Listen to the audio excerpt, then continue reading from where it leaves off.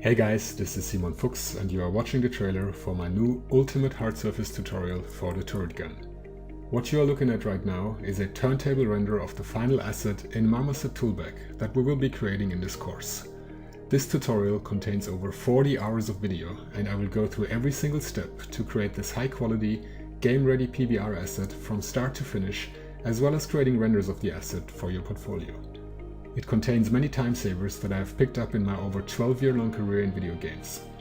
At the end of this tutorial, you will be equipped with all the tools and techniques needed to become an expert at hard surface modeling. Now let's take a look at all the different parts of this tutorial. In the first part, the introduction, I'm giving you a detailed overview of my workflow in over 6 hours of fully commented video. I will start in 3D Studio Max and will be providing you with all the scripts, hotkeys and plugins that I use on a day-to-day basis. I will walk you through how to install all of them and will give you detailed examples for when and how to use them, turning 3D Studio Max into a powerful tool for hard surface modeling. On top of that, you will learn the basics of Modo's Mesh Fusion to create advanced hard surface intersections. If you do not have access to Modo, don't worry, I will show you how to do similar operations in ZBrush as well.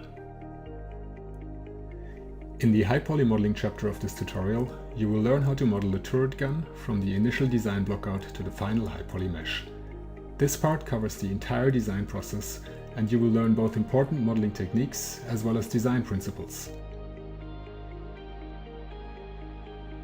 Every single part of the asset requires us to make use of advanced modeling techniques, which I will explain to you in detail. At the end of this chapter, you will understand how to use 3D Studio Max in combination with ZBrush and Modo to create a state-of-the-art high poly asset. After the high poly is done, you will learn the fundamentals of Keyshot to create realistic-looking high poly renders. We will create multiple render passes and then take them to Photoshop, where you will learn how to apply post-processing effects to create the final images. After we have created the high poly renders, we will create the low poly model of the Turretgun. In this chapter, you will learn how to retopologize your high poly mesh to create the final, game-ready low poly asset. You will learn various approaches and techniques that make this process fast and easy, and you will learn all the important principles to keep in mind when creating low poly assets.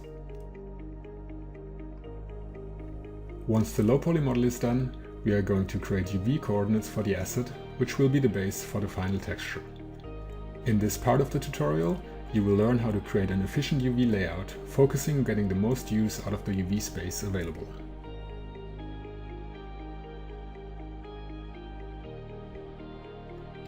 After that, we are going to prepare our scene for baking in XNormal.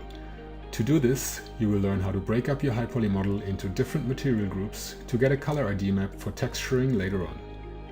Once everything has been set up in 3D Studio Max, we will export the meshes as OBJs to XNormal, where you will learn the fundamentals of baking, including the best settings to use for a flawless bake. After the bake, we will move on to Quixel Suit to generate the final textures. You will learn the latest PBR texturing techniques in Dido to generate materials that are as close to photorealism as possible. I will explain in detail how each material is being created from the ground up.